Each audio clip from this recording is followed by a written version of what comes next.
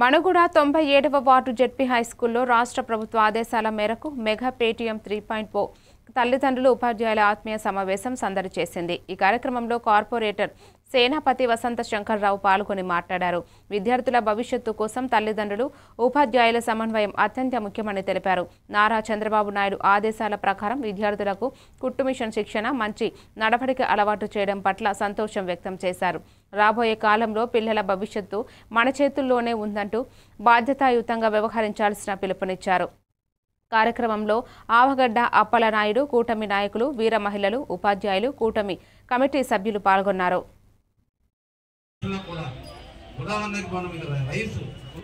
ఎందుకంటే మనకున్న ఆస్తి ఉంటానే పోతాయి, పిల్లల ఎడ్యుకేషన్ భవిష్యత్తు దీనికి ప్రధాన కారణం। దీన్నే మనం సంపాదించుకుంటే అదే మీరు కూడా ఉన్న పరిస్థితి బట్టి వాతావరణం బట్టి మీరు కూడా పేరెంట్స్ మీరు మమేకం అవ్వండి, టీచర్స్ మీరు మమేకం అవ్వండి। చక్కగా మీకు పిల్లల భవిష్యత్తు చాలా బాగుంటుంది। డెవలప్మెంట్ అనేది ఇంతకు మనకి ఏవైతే ఉన్నాయో